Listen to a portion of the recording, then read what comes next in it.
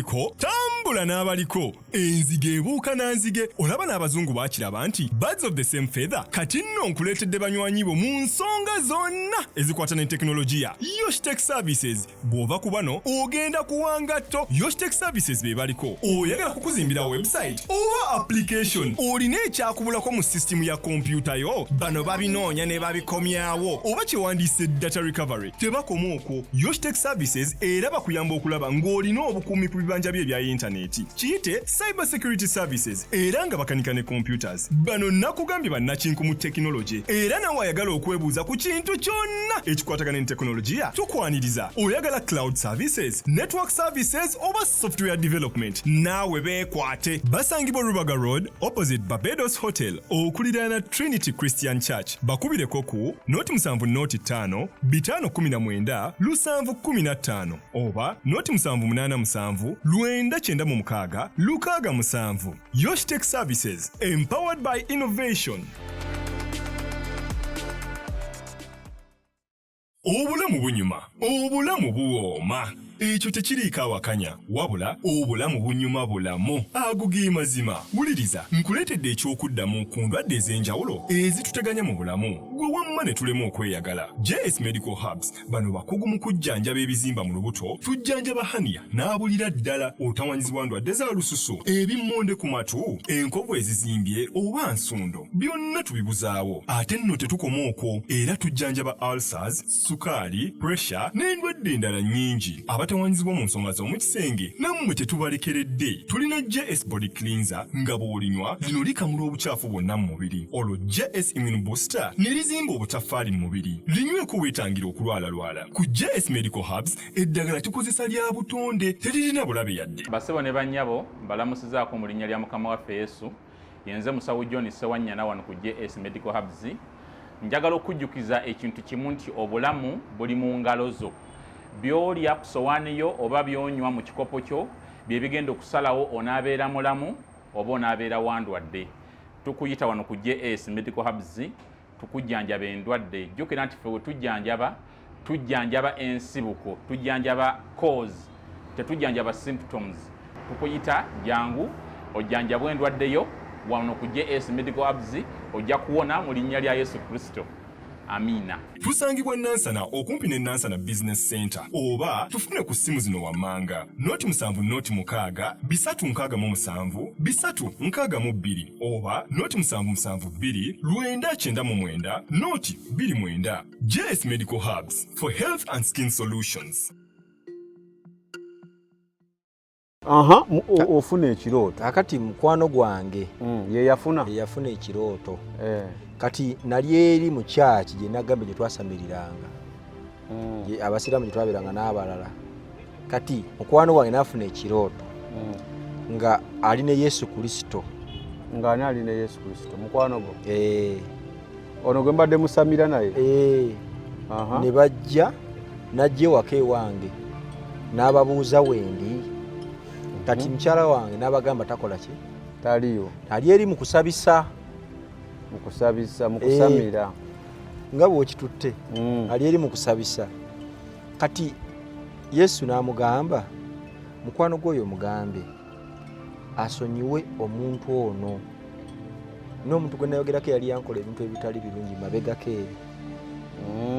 n'agamba amukole ki amusonyiwe nagamba ne mutambule tekina buzibu mugende mu maaso naye asonyiwe oyo yekka. Yesu n'amala n'agenda kati mukwano gwange nkeera mpa ekirooto ekyo naŋŋamba ne nalabye Yesu yazze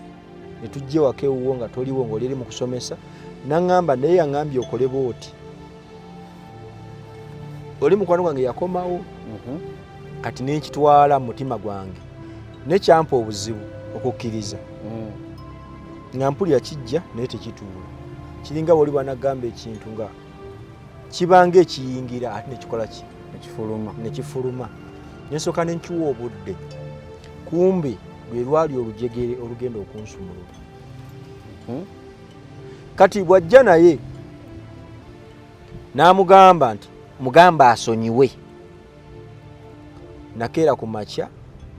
nempulira nga kinnumiriza mu mutima nga buli kyonna kyenkola mpulira kiri kikyakola kinnuma ninga nekijja kitya okubanga kiba bwe kityo omuntu ono yankola kino yuke nali namusiba nga nalookinga buli wamu kyenakola nenzikiriza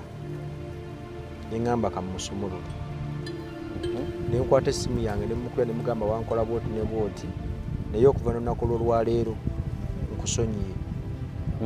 era sikwinaako mutawaana natandika okwekaza kati nakukola ki esooka ombule kyenamugamba nkusonyiye ekyoba omanya nti nkoze ki nkusonyiye era kwagaliza ekisa kya Kristo nemusonyiwa. Kristo wali omumanyi ebiseera ebyo? Nali mmanyi bamuyita Yesu Kristo. Yesu Kristo. Kakati ntandika okulaba kati bwe nasonyiwa kati ntandika okufuna vision entuufu nga bwe ziteekeddwa okukola ki kubeera naye nga jjukira nkyaliyo sinnavaayo nsonyiye naye sinnakola ki sinnavaayo kati kiri kyali kina kye kinzigalidde kati bwe nasonyiwa oli natandika okuwulira nga ndi free mu mutima gwange nga sikyeraliikirira nga sikyatya nga sikyalumwa ntandika okuba nga ndika okulaba kati ntandika okulengera ensi y'omwoyo nga bwetambula nga ntandika okugenda wansi bwenvaayo nga bwendaba ebintu ebyenjawulo oluusi bampa obubaka genda ogamba ono genda ogamba oli genda ogamba ono genda ogamba oli kati nga bitegeera naye ng'ate ndaba n'abakaaba luli benali sikola ki tolaba benali siraba neŋŋamba lindako kifo ki kino kyembeera nga ŋŋendamu ekifo ekyo kyeŋŋendamu nkitegeera luvannyuma nti yali geyeena gye nagendangamu nenkola ki gye najjangamu emizimu kyekiri kye nayogerako emabega nti abasamize bangi abagenda emagombe ne badda naye tebakola ki kubanga emizimu gye banoonya giri magombe gye bagijja ne bagireeta kati ate bo batemanyi nti bagenze magombe ne bakola ki ne badda kati era bwekibabuuza batunoonya bagamba teri muntu asobola agenda magombe n'akomawo naye nga ate bagenda ne bakomawo nga tebamanyi kati nange bwentu bwe ŋŋenda nenkomawo nga sibitegeera bulungi kati natuuka ekiseera nyenziramu nendaba firimu ya Yesu kati ate kuno we naddamu ogiraba nalaba bingi ne bye nali saalaba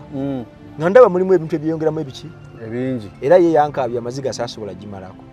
nga mpulira kitandise okunnuma ku mutima gwange nga mpulira embeera ekoze eki ennuma nga balinga abakubanze neŋŋamba kati kansooke ngyesonyiwe firimu eno ngiwummuze naye nga tulwenteekako kompyuta gye njagala okusinga ziri zonna ezaba Musa ez'abaani zonna naziraba kati nga bwolaba ebitabo babiwandiika naye balina bingi kati ate bwensoma mu Bayibuli nga ndaba bingi byebabuukamu bye batakola ki bye batayogerako bye batazannya naye nga nze nsinga kulaba paati eyo ng'akubibwawo iyo yalinga empisa bubi kati nensirika neŋŋamba kati omanyi kyengenda okukola kantandika okusaba Yesu Kristo tandika omusaba naye nga sikyasaba mu nsaba eri kati nga bulwembeera mpulira nga njagala kusaba naye nga bulwembeera mpulira nga omutima guŋŋamba kati kusaba naye nga sikyayatula bigambo nga luliwe nabeeranga nga nina okusaba nina okukola naye nga ate bwe mba nsabira n'abantu nga nina okwatula eki ebigambo era nga abalwadde bajjanga nga mbasabira abamu nga mbateekako emikono abamu nga kuba nakozi nabakanserangako amazzi kebayita okukansira abamu bawona ne bavaako emizimu ne bavaako ebyokoola tewaliwo n'omwanira gwe baali bampitidde simanya alinyiddwako emyoyo egy'ekizikiza simanya biki byemukuba neŋŋendayo omwana n'akola ki naawona n'atereera kati nga mu kulaba kwange kati nga ntandise okuzuula Kristo omutuufu naye mu kuzuula omutuufu nono omukyamu akyaliwo kati ekyasooka okuneewuunyisa sitaani tasonyiwa kati ono yajja n'emukwano gwange yali Kristo waddala mukwano gwo gwe yalaba yajja ewaka yali Kristo yennyini kuba ye sitaani tasonyiwa tagamba kusonyiwa naye kati Mukama bwe yalaba nga mmusaba nalaba nga nina obusibe wembutadde sisonyiwa naye nga nalinamu ekisa ky'okwagala kye nali simanyi nti nkola kwagala kubanga nabeera nga abantu abangi bambi nga ne mbakwatako mu bizibu ebyenjawulo abamu nga mbayamba era nga omuntu bwajja nandopeera nanga nti omusawo nagenda omusawo nankozesa nankola bwateresabo nga nditwala ŋŋenda mu mwoyo nenkebera buli kimu kubanga mu mwoyo osobola okukebera essabo ly'omuntu n'okebera alinamu mayembe kyayo emizimu kigyalinamu alinamu ekisobola okunoonya ssente temuli n'okebera n'ofuluma n'ogenda nojjamu byonna by'oyina kibaite okukuuma mabugo nga lubaale muki lubaale mubbe. Kati nagendanga nembisolozaamu byonna. Era waliwo n'essabo erya mukwano gwange oyo era litwagendamu naye waliwo n'omusamba gwe bayitanga Ndawula naye kumansitaani musiru. Ndawula yagendanga n'asambasamba obukebe obwo buleku ne bajjamu byonna ne babikwata naye ng'ate sitaani yennyini ye yali mu kwekwata. Kati ne ntuuka ekiseera ne ŋŋamba kati kanandika okusaba kati ne mbeera nga nsaba kitaffe ali mu ggulu. Esala kitaffe ali mu ggulu yannyamba okunsumulula ennyo mu bintu byonna. Teri ssaala yansumulula okusinga ssaala eyo kubanga bwe nnakoowoola nga kitaffe ali mu ggulu ekitiibwa kya Katonda kyajjanga ne kyeyoleka. Kati n'emizimu gyabangawo naye nga teginyinako access. Kati ntuuka okukyebuuza nti lwaki abala balinyibwangako emizimu ku mutwe n'emisambwa ne gyogera naye nga nze tegirinnyangako. Ekyo kyali kibuuzo mu bulamu bwange. Nembuuza kubanga nali nga sikyagala nga ndaba kirabisa. Omusajja omukulu weevulunga mu byoto ogudde n'ogudde ate nga gwe saaba kabona niŋŋamba tebikola makulu era nze nali sirinyibwako naye nga kyenjogera kiba kyekyo. Kati nentuuka essaawa niŋŋamba kanoonye Katonda nenzirayo ku firimu zange. Nalabanga firimu ez'abazungu ez'abaddugavu ez'obuwangwa n'ennono ezoogera ku Yesu. Wendabira firimu gye bayita kintu divine controversy nga boogera ku muntu eyasooka Katonda yakola atya busitole bwa ggulu. Kati busitole bwa ggulu bwe nalinga nkola ki bumanyi ndaba babuzanye mu firimu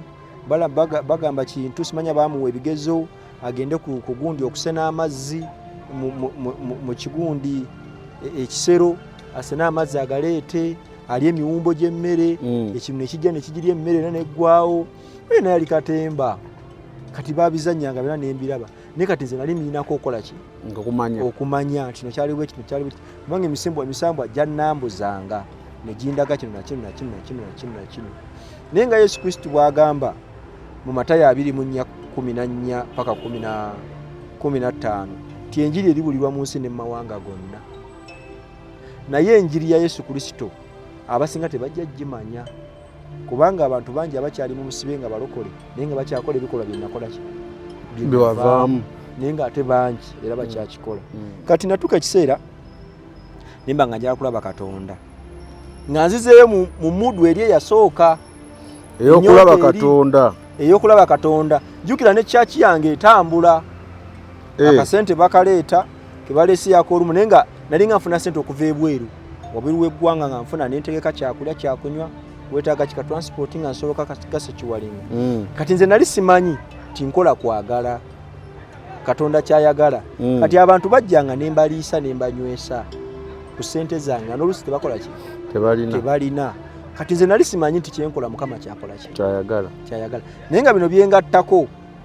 byatakola ki byatayagala. Natuuka ekiseera nga omusambwa Nakayima bw'ajja n'alinnya ku ono ayogeza bukkakkamu waggonjebwa nga n'embooko zivaayo n'akuba ku bantu kibooko abaakoze ensobi. Era waliwo omuntu omu yanyiiga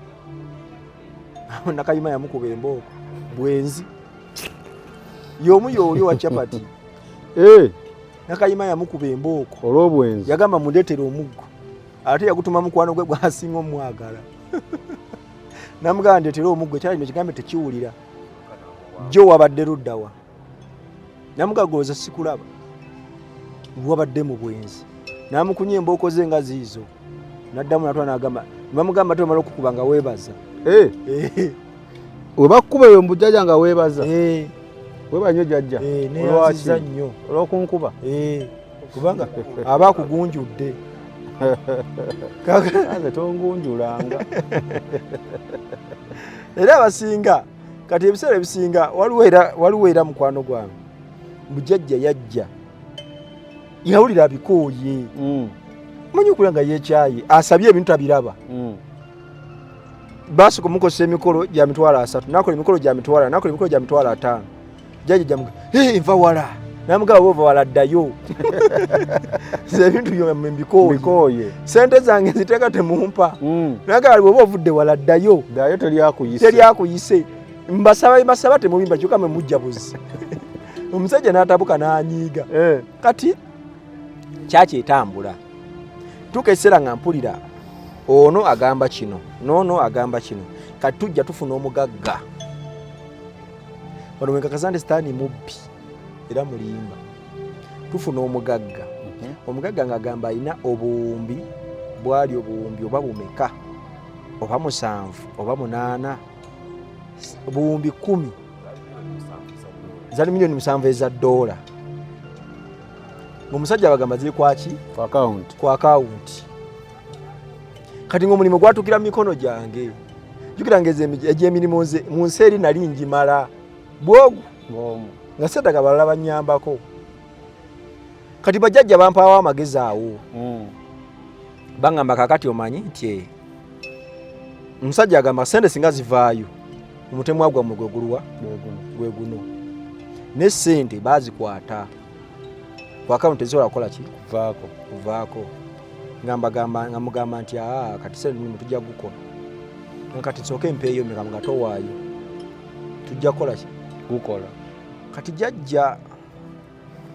ng'ayita ebbali. Jjajja yakuyitamu. Jjajja yayita ebbali, yambita ebbali. N'alumba ku mwana omu. N'amugamba bagambe basooke bakuwe milioni 1.5.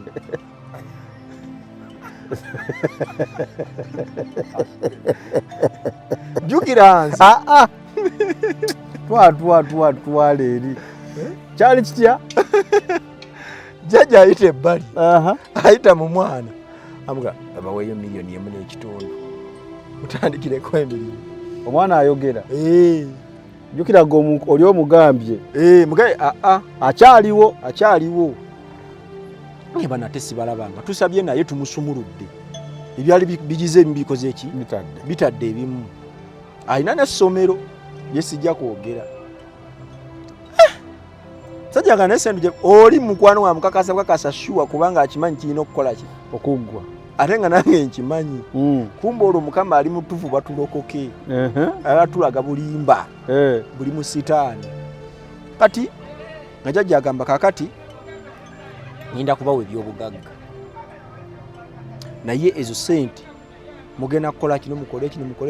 Jjajja budgetinga ku sente mutanakola ki? Kufuna. Sente ffe tuzireeta. Sente ffe tuzirina. Era ffe tuzikola ki? Tuzirimu abazireeta. Ffe tuzireeta. Kati bamusuna kodi ey'emilioni 1.5 omutima gwesiwala ogwange. Kubanga ekyo si nalinze njagala. Nga njagala omuntu akwata akasente ke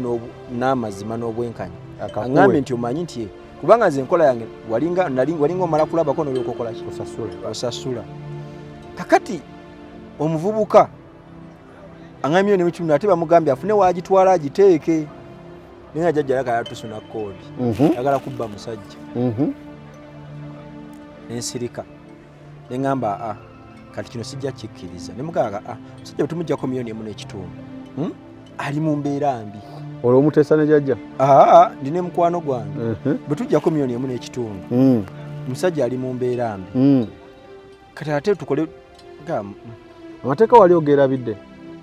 Amateeka nalinga manyi. Jjajja tasobya. Ajibwamu. Jjajja nkimanyi tasobya taddibwamu naye nange nalina agange. Nga bwe mba nganye kino basijja kikola. Kakati naye yali amutuleetedde amutuconnectinzeeko empewo ne zimulinnya ne zinkubira essimu. Ati byogamba ge mazima. Empewo ne zimuka sebo ne zingamba sebo tukweyanza nnyo weebale nnyo byonna by'otukoledde. Bwa! Naye yayamula. Tweyanza nnyo bwa! Kakati tusiimye emirimu era akasente kogenda kafuna sebo. Tweyanzizza nnyo weebale kutukwatirako. Tukwebaza. Ne banneebaza bajjajja ne banneebaza nga bali ku ssimu. Ne bamala ne bavaako. Kati nziramu okukubira oli nga mubuuza wa ki ekiriwo. Nga ne byayogedde ye si yayogedde. Tabimanyi. Yayogedde yadde mu ki? Oli kubanga guli gwaŋŋamba nti sente gye ziri. Era mu bantu be nnali nabo baatandika okulaba ku sente ezo mu nsi y'omwoyo. Ensawo ziri mu biveera bikutiya mu bikampala agangi. Sofia. Okitegedde? Kakati nze waniwera okuwulita nazo. Nga mulaba obugagga obuwaavu bugenze. Kakati ne ŋŋamba bano bonna balaba ssente naye sinazikola ki kutoziraba. jjukira nze nalinamu eggume ngera ne wabaawo n'abeerawo ensobi njiraba n'ensirika nenjja nga nze natunulanga ensobi ng'ekolebwa nenjireka nejja nga njitambulira mu nsobi ndaba obuzibu bwatandikira bwava kubanga nze saagala kutandika kintu kitagwa simanyi soosi yakyo wekyava bwe nkulaba ng'okola ensobi nga nsooka nkuleka manya ngeri gye wagitandikamu nenge gyolina ogivaamu kati nabalaba nga buli muntu yeesunze ssente kati jjajja asaba $1.5 nga omusajja musaba $1.5 eno nedda tekijja kukola nze ekigendererwa kyange sikyakusaba ki sente sikyakusaba ssente kansooke nninde omusajja mukubira essimu munnyonnyola bye munnyonnyola kati ate naye nga ngattako omuntu omulala gattaka alina mulala gwe yangattako aba amuyita anko we omuvubuka oyo gwe yangattako ate nga naye ebimuliko birala baba muyambe muyambe kati ngenda okunyumyamu naye ngera embeera zezimu nga tewali njawulo kati ne batusindika ku lusozi luli eyo bayitayo Gomba lusozi bayitayo Gomba bayitayo lwa Masaka kati bajjajja baŋŋamba nti tugendeyo batukwasa ebyaffe sente zaffe naye nze nagenda ogendayo nga nkimanyi nga njagala kumanya bulimba bulikola ki buliwo buli luddawa kubanga nali maze kutambula mu bintu ebyo nga nzijambiraba kati mu mutima gwange kye nazuula nti ekintu kyogeera mu mutima sitaani tasobola kitegeera tasobola kyotayatudde n'okiteeka mu mutima gwo nga mutima gwo gwe gwogera sitaani takimanya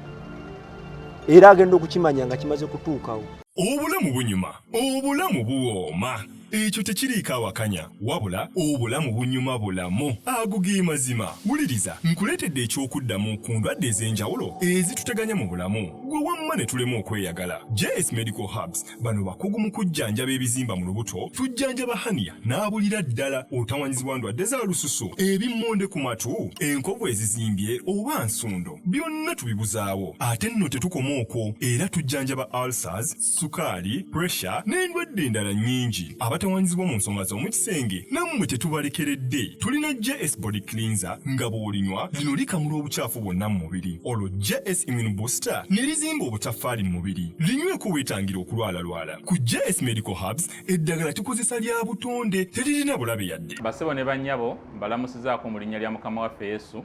Yenze musawo John Sewanyana wano ku JS Medical Hubs. Njagala okujjukiza ekintu kimu nti obulamu buli mu ngalo zo.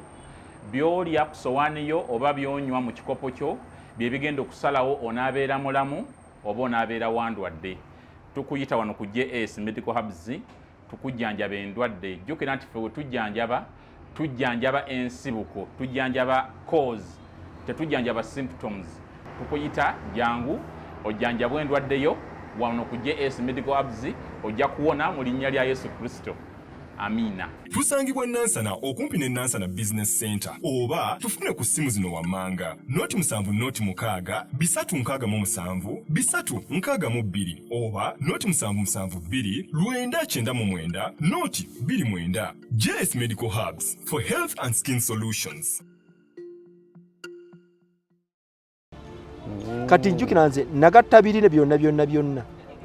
ngenda bulimbo bwale kubanga jjajja yajjanga ku mutwe nagamba akati basimbye eddagala njagala mete sente bwe ziti tiyasabanga nyingi, yasabanga 20,000 obeki obebi 2 baali bakwata koodi mwentambulira nga gye bakozesa koodi ki 2 9 10 ekyawe ekya dola kya Uganda 10 ekya Uganda ekiriko ente. Kakati nentuka kisali nga wano wateka okubanga waliwo kitali kiki kituufu. Jjajja yagamba omwana omunga asobezza n'amugamba kati omanyi ngenda kubabonereza igwe ne munno. Kanimanga nafunye ekirooto nga jjajja agamba nga tubonereza twakoze ensobi. Nimugamba sooka oline ne mbatuuza wansi. Ne mbabuuza naye kati jjajja babagenda kubonereza wakoze ensobi nti noono nti ono ensobi ye emukwatirako ludda nti ensobi ye simanya biki mugamba nedda awo kikiba kikyamu otandise okumere ettumba kati aŋŋamba mbagamba nedda igwe genda noono munno okole emirimu gyo ono muveeko tewali nsobi gye mugenda kukola era teweegayira ku bizibu by'ono kuba sigwe wabikoze naye mbagamba kati bwe kibanga kyekyo ffenna tuba tulina kubonerezebwa wamu bwe mbanga oli yakoze omusango ate nawe olina kutulugunya nze ffenna tuba tubonerezebwa luddawa ne mbagamba ejjajja byayogedde alimba kati bwe mmala okyogera enkeera obubaka ne bukyuka mbagamba ono agenda kubonerezebwa yakoze omusango neŋŋamba ok nako nenkaterekamu ki mutima manya nti kati ono si jjajja ono mulimba naye asibukawa avaawa kubanga nze nondola emisambwa gyonna naye guno guvaawa kati batwala ku lusozi olwo nkuŋŋaanya ssente mpangisa emmotoka namba nafuna omugagge nina mukwano wange nalina ebweru eyo bampeereza ssente ne bagamba nagenda mu mikolo kati bampeereza ssente ne bampeereza n'abalala ne basona ne bagamba tugende lwa Masaka twagula enkoko n'ebintu ebirala bisigadde etwambuka ku lusozi baluyita lwa Masaka muli Gomba kuliko emisambwa gyonna buli lusozi bwe nayogera omusambwa ogwo abasinga bajja agenda basamirireyo guleke sijja ddwogera kati olusozi olwo lwa musambwa guli awo gwo gwa malala ogutegedde kati gye twagenda naye ng'emisambwa kwegiri nga gitambula osobola okugiraba era twagenda omusambwa gwe twaguwa enkoko nga njeru nze gye naguwa era waliyo naye ebyoto kuliko olusozi ekyoto ekyo bagamba nti kyekumanga kyokka sometimes balabanga kikola ki kyekuma kyokka naye Katemba yali eyo ekiro ekyo bwe twasulayo jukira twagendayo okusabira abantu nga beebuuza eddiini empya ekoze eki ezze abantu bambala makanzu meeru nga tusimba layini okuva ku nakuli white ekyalo nekityamu mbagamba naye baani abali waggulu wali ku lusozi ekyalo kyesikamu katwawonya abantu bangi amalogo twagakwata abantu ababuulira amazima abamu bagenda ebweru waliwo n'omuwala yagenda ebweru n'atuukayo nanneefulira n'agaana okunsasula n'omuzza oye namulwalizaayo nadda awo yo ate wakusatu waliwo bali abalala begamako baali balala ono ye yalwala nankuba esimu nanga musajja gwe anoonye sente zo nzikuwe twawukane ne mugamba tsoke bwoba ozimpadde oba tozimpadde gwokola ki gwamanyi naye namugamba yambuka ku lusozi olwo nga maze kuvaayo ne mugamba agenda ku lusozi olwo okuma ekyoto okole bwoti ne bwotujja kgenda n'agenda n'abikolera n'akola ki n'agenda bw'atuuka eyo nanneefuulira bo beefuula baagala nnyo okwefuula kasa bafuna bye baagala kati tugenda ku lusozi olwo amaanyi bagatuwa myo jakka nakayima yakka lubowa yakka emisambwa gyonna gyaliwo era ne tugiraba abasobola ogiraba bagikola ki bagiraba abatasobola giraba tebagiraba tute n'abaana baffe mikwano gyaffe bantu baze ne famire zaabwe tusamidde tumaze ku makya emmoloka tukomezaawo kati awo nasigala era nina Dawuti kati batuwa Isaaya 6 eyogera ku byabugagga byokka Isaaya 6 eyogera ku byabugagga byokka ngenda bawe ebyobugagga bino bijja kujja bwe biti mukubikula gye twabikola ki gye mwabikula jula futa tukosanya ekitabo nga tumanyi okula message eddako tulina okukwata ekitabo tujanjuluza kati mu kitabo kyo nze nafunangamu amagezi kati batugambye kukola kino gwekola kino nenzikiriza neŋŋamba okay kati kiri ekyokusonyiwa jukira nasonyiwa ngenda okulaba ebintu bino tebigatta tuva ku lusozi olwo batusindika ku lusozi olulala ffenna gurupu linalinga bwomu kati nina gurupu batusindika ku lusozi olwo naye gwe liida nze liida batusindika ku lusozi luli eyo oyita nkoko njeru n'oyingira munda eyo bayitayo sibukunje kati balina olusozi olwo batusindikako olusozi olwo ogenda okusamirirayo waliyo omuti ogw'amayembe ogwa lubowa muti ogwo wansi wagwo waliwo oluzi lwa mudumo ogwo lwa Naalongo kati ate bwova ku luzzi olwo waliwo luddako lwa Kiwanuka lwa midumeegi ebiri kati olwo oluzi baŋŋamba ntwaleko enkoko emyufu naye olaba ebintu byonna byetukola ffe kennyini ffe tukola calling okuyita fa ababyeyitira yesifa atema akantu katono nnyo kene tugaziya kati natuka ekiseera nendabanga waliwo ekitagatta tutuuka okuva eyo nga si birungi eyo tetwavayo mirembe bitwagabulayo ebintu wafunamu obuzibu ku kyalawo waliwo omusomesa yafuna obuzibu oba yali mulwadde n'afa neffe si ekyali ekigenderwa kyaffe twamanya na byakola ki yatta muntu oba twamusanga ku kyalo andi ne bagamba naye bano abatambulira mu ngoye enjeru tebabanga balisa ebintu kuki gye bagiira kuba miggo ngamba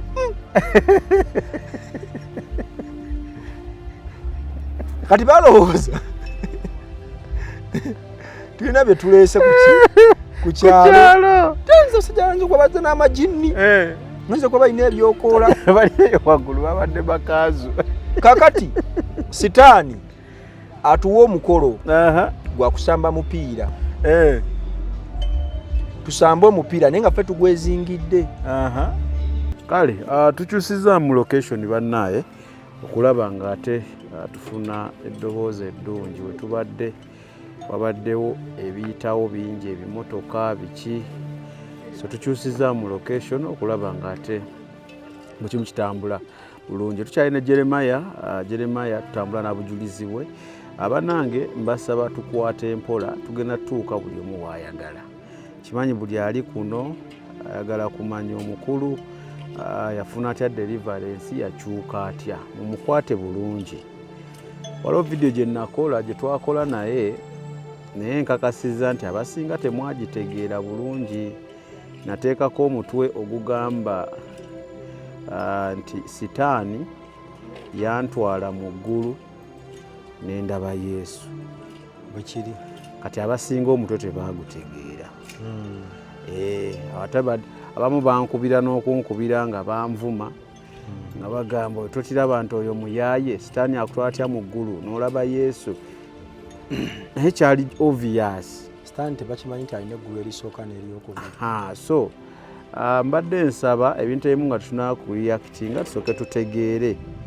sitaani tasobola kutwala mu ggulu n'olaba Yesu yennyini oyaba feeke so ze wenkola omutwe neŋŋamba sitaani yantwala mu ggulu nendaba Yesu kitegeeza yali agezaako okugamba Jeremiah nti nina we nasooka nga nze mmanyi ndi ku Yesu tekikola na sense so tusooke tuteekemukko ka common sense akatono nga tunaba olumu kulumba abantu nakubavuma nakubajerega ankiddamu kyano eno ankireke Jeremiah atera okuŋŋamba nti nkirese kale Jeremiah tweyongereyo olwotandisa okujeemera muli ku lusozi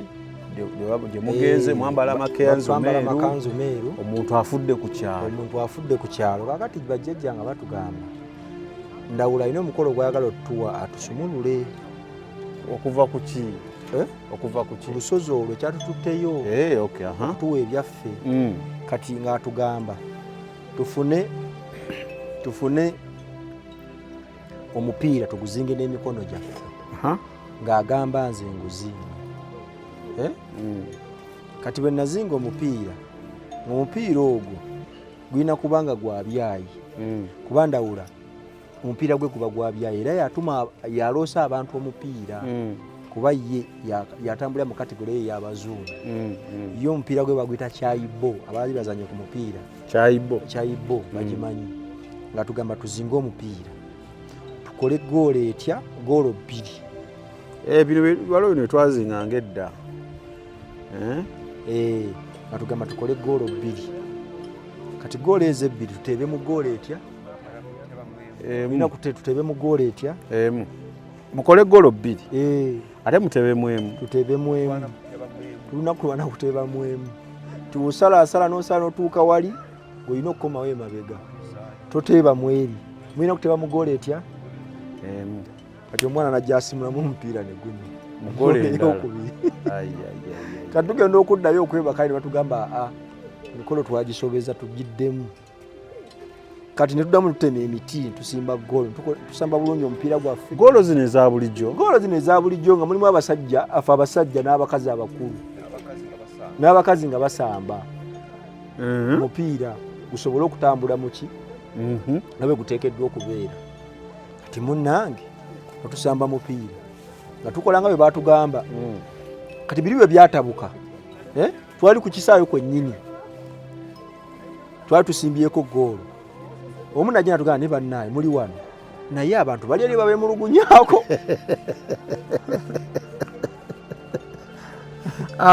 nagaa ne muli wano abantu bali eri babemulugunyaako byatabuse baga mwazze ku kyalo mwambadde amakanzu meeru gatiisa abantu ate abantu okufudde omuntu kati balowooza batya nti simwe mumusse buli muntu wali we yakwata etugamba bannaye naye nga mu kaseera ako eggulu lyakuba enkuba bire ne bikuba kumbe mukama ali mutuwoninga ne tukola ki tetuwulira buli muntu yayita muyisi twayita muki luyisi kati tutuuka gye tutuuka enkeera jajja tugamba nedda muddeeyo agamba kale gwe ddayo kinabadde njagala gwe muti ogwa goolo gye mwabadde muteebamu njagalako omuti ogwo gwe mwabadde mulina okujja nagwo kakati natugamba tuguleete era nenzirayo gwe nebako n'omwana omu gwe naddayo naye nga ojjajja nakka n'atuwa obubaka naye nga sibanyumirizza ku lusozi olwo bwe twalubeerako ekiro twakuma ekyoto eky'omuliro era omwana gwe nali nawe empewo yakiwanuka yamulinnyako waliyo olusozi luli eyo empewo yakiwanuka yali tandika okuzannyira mu muliro ogwo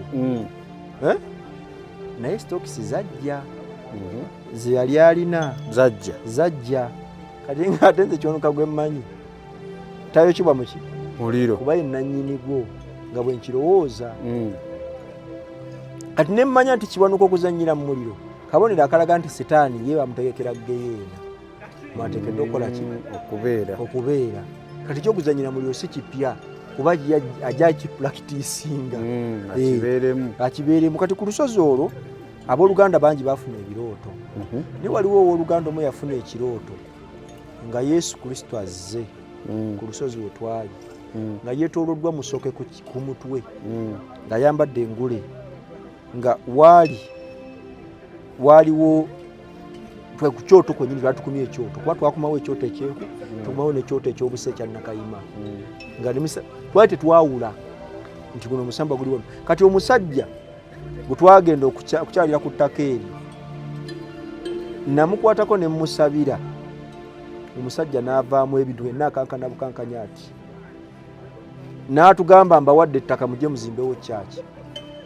era ettaka yalituwa tetwalizimbako twaliddukako buddusi gyeriri baalituwa n'agamba nze oba mwagala kugenda wa chairman mujje tugende bakolera ettaka ndibawadde kukyendabyeeko ettaka ndikoze ki ndibawadde era omusajja oyo bakati nze nali sina kirowoozo ekyo naye nga ndowooza kyaki n'agikolawa ng'ebirowoozo byange njala kuzimba ki kyaki mu kaseera nga ndaba abantu bagenda bakola ki bawera kumbe ni mukola nsobi kati Yesu ajja abuulira bonna kati owooluganda akeera ku makya agamba nti abantu balina okukola ki okubatizibwa kati mbagamba nedda yogera buli muntu bakole ki bagambe owooluganda ng'avaayo ng'agamba bannange Yesu Kristo andabikire n'aŋŋamba buli wa luganda yenna ali wano alina okubatizibwa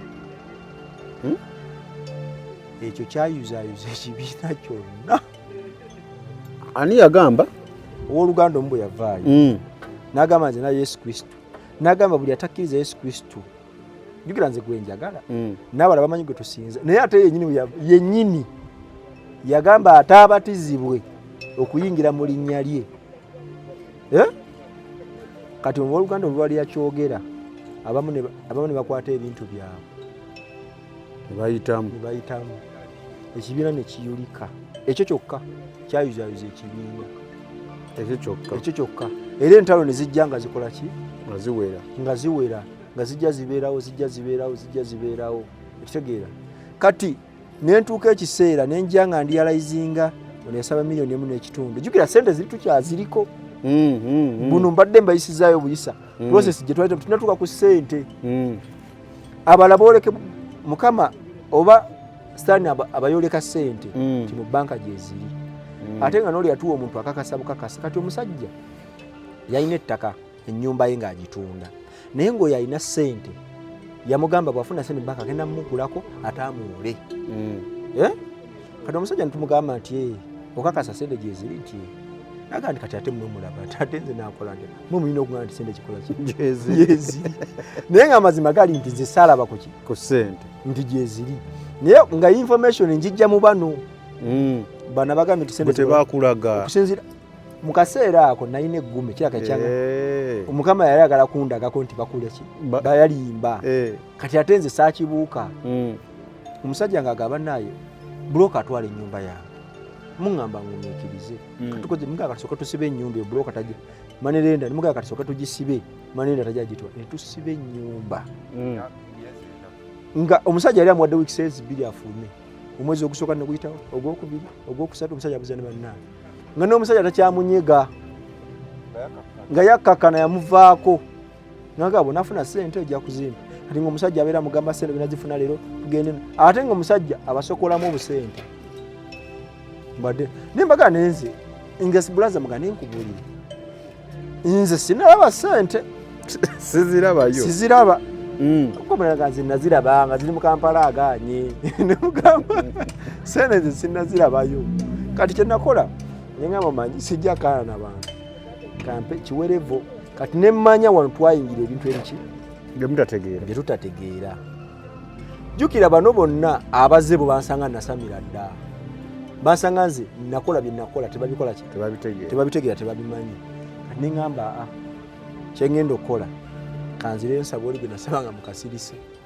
ndabe ekikyakola ki kyaŋŋamba kati oli yaŋŋamba ŋŋenda kuwa obubonero bw'ojja okulabira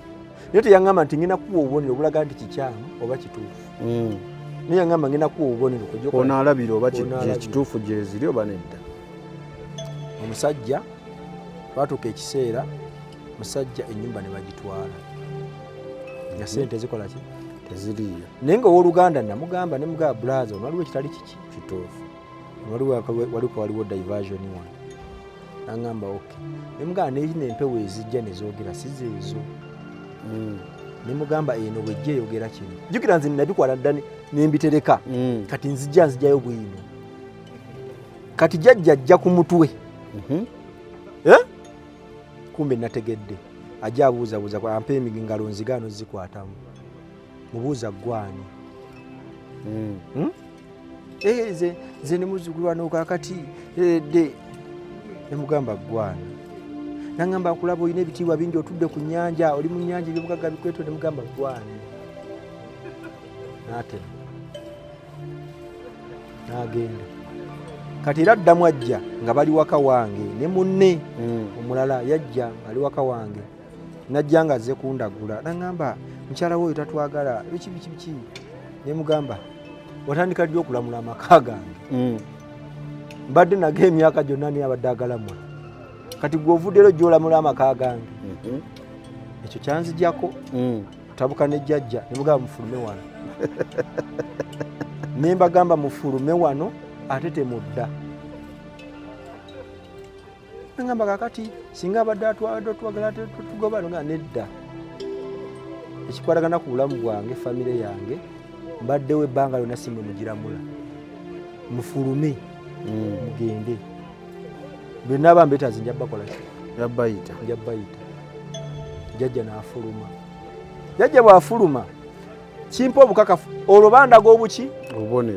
obubonero kumbe gino emyoyo gye gimu gino emyoyo gye gitya gye gimu naye sitaani ono ajja ateekawo ekintu ekibanga ekirungi akola magiki nabanga ataddewo ekifaananyi ekirungi naye ngaekiri mabega waakyo magwa nga bw'okwatayo gajja kukola ki gajja kufumita neŋŋamba kakati kantandika okusaba Katonda mu kyama sigenda kuddamu musabira mu lujjudde ekibiina ne kisasika olugambo ne lujja lusumulukuka ono ayogera kino naye nga bona tebamanyi kibatabula naye nga nze ekibatabula kimanyi olugambo gye lwakoma okutambula nze nga muze nfuna information endaga nti obubonero obulaba kale ate batuuka ekiseera ne bagamba nti kati basabirawa netufuna twaddayo ku kyoto twasabira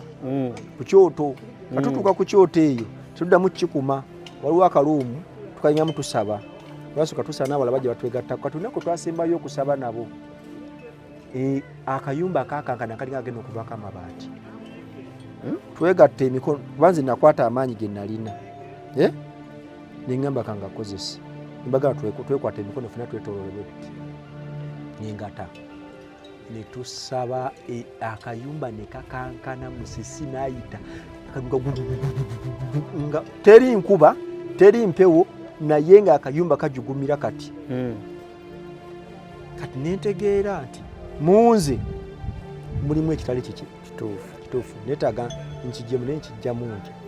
ng'oyagala okumanya ebiriko tambula n'abaliko enzige ebuuka na nzige olaba n'abazungu baakiraba nti birds of the same feather kati nno nkuleetedde banywanyi bo mu nsonga zonna ezikwata ne tekinologiya Yoshitech Services bw'ova ku bano ogenda kuwangatto Yoshitech Services be baliko oyagala kukuzimbira website oba application olina ekyakubulako mu sisitimu ya kompyuta yo bano babinoonya ne babikomyawo oba kyewandiise data recovery tebakoma okwo Yoshitech Services era bakuyamba okulaba ng'olina obukuumi ku bibanja bye ebya intaneti kiyite cyber security services era nga bakanika ne computers bano nakugambye bannakinku mu tekinologi era nawe ayagala okwebuuza ku kintu kyonna ekikwatagana ne tekinologiya tukwaniriza oyagala cloud services network services oba software development naawe beekwate basangibwa Rubaga Road opposite Barbados Hotel okuliraana Trinity Christian Church bakubireko ku noti 7 noti 5 519 715 oba noti 787 996 667 Yoshitech Services empowered by innovation. kati nabanga n'ebibuuzo kati olwonzirayo mu mbeera gye nali neebuuza ku bantu naye omutwe gwange mulamu ntegeera kati neebuuza jjukira nze nasookanga kunoonyereza neebuuza naye kino na kino jjukira ebibbo mbirina ebimu nali nabijjawo nga tebikyakola neŋŋamba kati tageti gyendiko nziremu noonye Katonda ono nziremu mumanyi wadde abasiga tebajja kitegeera naye nziremu manyani Katonda kati fokasi yange efa ku bali kati awo twawukana nabali kisasika kivaawo ekyo nzira mu normal life yange nziramu ntambuza ebintu byange mu butuufu ebyo neno bikola kubanga odi nali nyimiridde bwomu ngera mbikola bwotya bwomu kati Mukama yaleeta abantu bano abangi okuntaga obulimba era kyannuma nnyo Mukama okubiŋŋamba nga mmaze kulokoka kyannuma yakimanya nti bulimba nandeka nsooke mmanya amazima era lwaki njogera bwe ntyo nti omuntu yenna ali eyo ng'okyatambulira mu bulimba obwa sitaani ng'akyakuvuga akuzze n'akuzze toggwamu maanyi Mukama ayinza okuba alina essomo lyakuwa osobole okuyiga osobole okuva mu kibuya ekyo nga togenda kiddamu kubanga bw'onaatuuka kaserengeto n'okkirira bukkirizi tojja kumanya nti waliyo okwambuka kati sooka oyambuke nga tonnakkirira so bw'oba olina challenge yonna gy'oyitamu ebizibu bingi ennaku nnyingi kasente tewali abaana balwalalwala tosooka kukiteeka mu mayindi yo sooka okiteeke mu maaso ga Katonda osanga alina embeera gyakusomesa osobole okuyitamu ate osobole okutuuka awala woolina okola ki okutuuka kwa nange yali process kati mbitegeera emizimu gikomawo gingamba oyo yalina kyeyitize kati munze ng'ebyama byange sibyogera nga ne bagiba mikwano gyange tunyumya tukoma kungulu naye nga mbabuulira nanyina mukwano wange mugamba naye waliwo ekitali kituufu ku nsonga yakino nakirwa nakino naye toyogera sirika nga mwesiga mmanyi tajja kukola ki kubyogera gwetunula buki butunuzi tunula wetegereze kati naŋŋamba naye ogamba ota nti si kituufu nga te gwa kirimu naye mugamba nze nkirimu naye nkiraba gye kikola kigenda si walungi naŋŋamba okay naŋŋamba kati sooka ombuli tukoze tutya namugamba kati ekyokukola sirika olindire ki kyenakugamba tewayita bbanga ddene essimu yange tulina we tulaze essimu yange ng'ebula ngamba n'essimu yange ebula eti nenzirayo mu bibbo naye kubamu nga njagala ssimu yange wano njagala mukama naŋŋamba tugenda kulagira akabonero naye akabonero ako saakamanya nti bagenda kakola kikandaga kati essimu yange yabula naye nga betuliwo bonna basamize ate nga n'abamu abaali mwe yali ebulidde nga nze mbasuza nga nze mbaliisa nga nze mbanywesa ate nga be balinyibwako emyoyo gitugamba gira tuwa ssente kakati ntuuka ekiseera oli yennyini nalina sayiti gyentambuliza emirimu kati nga mukonektingayo nga gyakola kati nga ekiseera kituuka ng'alina okugenda ku sayiti akole jjukira essimu yange yabuze nembuuza nwaga tebamanyi gyekola ki gyeri netulowooza twabadde oba waliwo yazze n'agikola ki mwalijjawo naye nga twasuze mu kibira mu nsiko nga twabaddeyo abantu kumpi nga 5 oba 4 abasuzeeyo nenoonya ekibira kyonna nenkivaako nenzire waka nentuula naye neŋŋamba essimu yange gyagikola ki giraba nga kasita mutima gwange sitya manya nti ekyo nja kitereeza kasita omutima gwange gutya newe mba ntidde manya ekyo kigenze tekigenda kukola ki kudda kasita omutima gwange guba mukkakka manya ekyange nja kukikola ki jakifuna nga ke kabonero okwentegeera kyenja ofuna sijja kukola ki funa nesijja kufuna natuuka ekiseera neŋŋamba omuvubuka oyo tugenda kukola lunaku olwo wabangawo embeera nga bumanya embeera lunaku tugaa tugenda kukola tuddeyo eka kati mukuddayo eka omuvubuka gyasula nga essimu yagibba kati jjukira banga abajja kundaga kaki akabonero kwolwo twagenda ku mulimu naye nga amanyi agakola temuli tugamba naye manyi tuddayo eka nga ku buli omuvubuka kwe yasuze kuliko kalayini ka MTN nkateeka mu ssimu ya mukwano gwange nga mpa ku ssimu yo nteekamu ndabako ennamba zange jjukira essimu nali maze ogibulookinga ndabako ennamba zange kuba essimu noba ogibulokinze ennamba oba oziraba nemugani layini ennamba zange zino wazijjamu nangamba teziri mu ssimu yange ziri ku layini egyo nga eno yadde essimu yange kati lwentegeera nti ono omuvubuka yakoze ki eyagibbye kati lwejjukira okwolesebwa kwe nafuna nabagenda kumpa obubaka oba akabonero nenzirayo nensiikana omuvubuka oyo akituufu essimu ajeegana naye nga ne kalayini akokubiri ate akalina mu mpale nandi baŋŋamba mutwale musibe nebaga ensisibamu ma tugenda ompa essimu yange natwala gye yalatadde essimu yange n'agijjayo n'agimpa naye nga bagiyiye nengizaako nemuta bali baŋŋamye musibe nga ne ku poliisi omusango baguguddewo gyali mikwano gyange nembagamba nsisibamu kati musiba mpa eki tewali essimu yange ngifunye kamuta akoleki agende omuvubuka nemuta n'ayitamu nemwona buli kimu ekyo ate agenda okuvaako ng'alina n'akawala ndowooza kayali akoze olubuto naye ng'ate yalalinyibwako emyoyo egyali gigamba gyatukweta ki sente kati mukama bino byonna byenkunyumiza ajja abimpisaamu nsobola otegeera naye nga sitegeera eyo process yonna ajja agimpisaamu andaga nti kino kikyamu naye nga zisobola byawula nabikola ki nabitegeera ŋŋamba kyeŋŋenda okukola kaneesonyiwa abantu nzire mu nnomo yange eri jjukira sitaani ntandise omubuusabuusa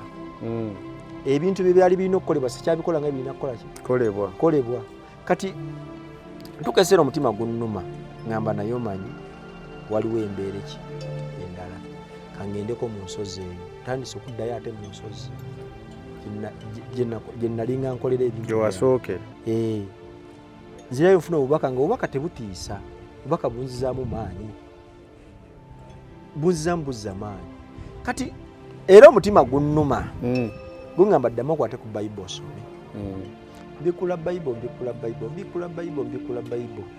nga nfuna Yeremiya 3:3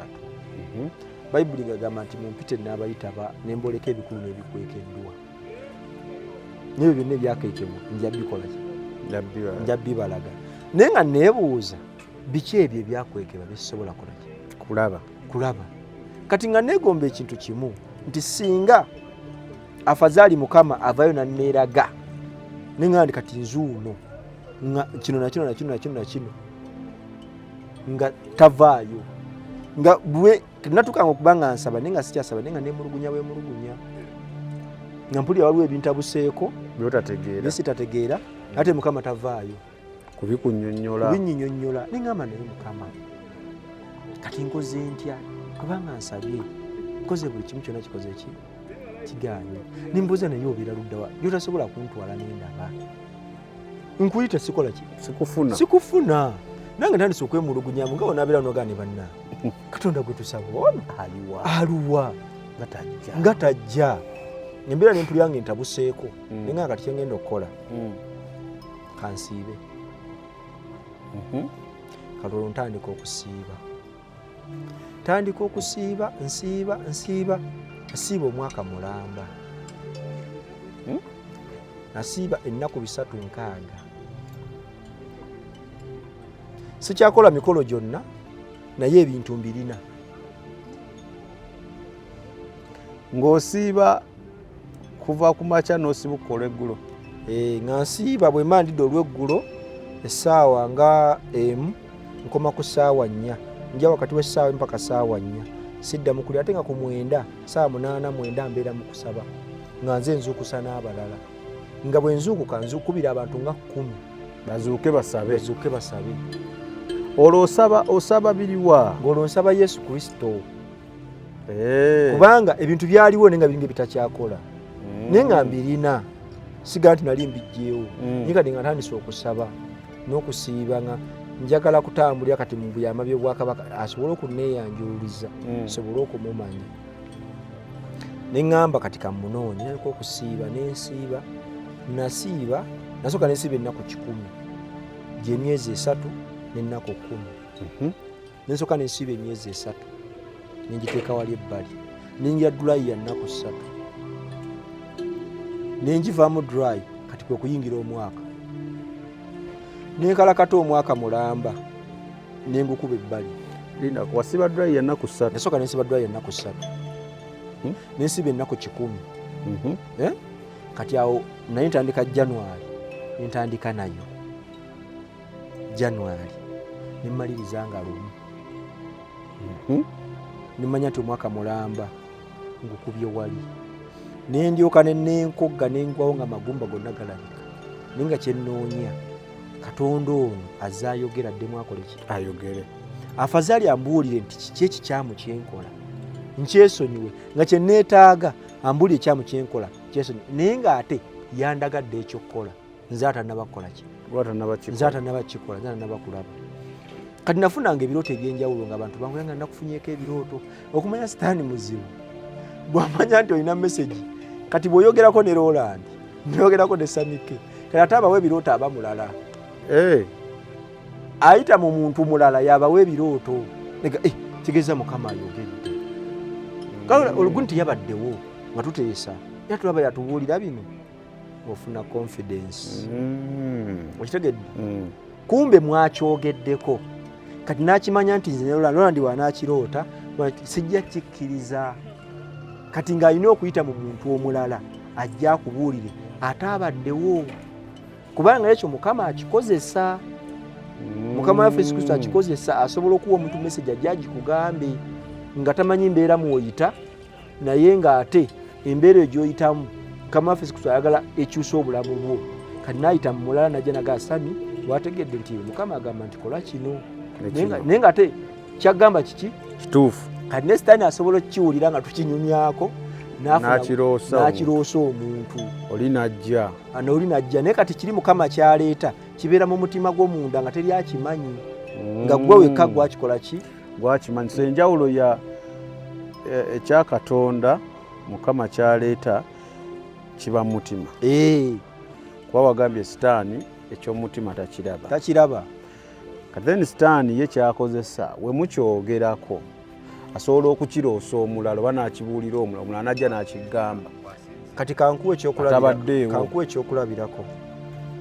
osobola okulaba omukyala n'omwegomba nekiyingira bwe kiyingira bw'oba weebase era oddamu n'omuloota nga mulimu lwaki wasoose kulaba osooka n'olaba ne weegomba. Kati mu kwegomba okwo sitaani kwakozesa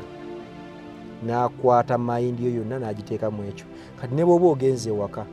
addamu n'akuzza ka flashback oddamu n'olaba ng'omuntu oyo okola ki omulaba. Kati ekiro ate weeraba oli naye naye nga yennyini yakukozesezza wali watunudde eriiso bw'oti ne weegomba.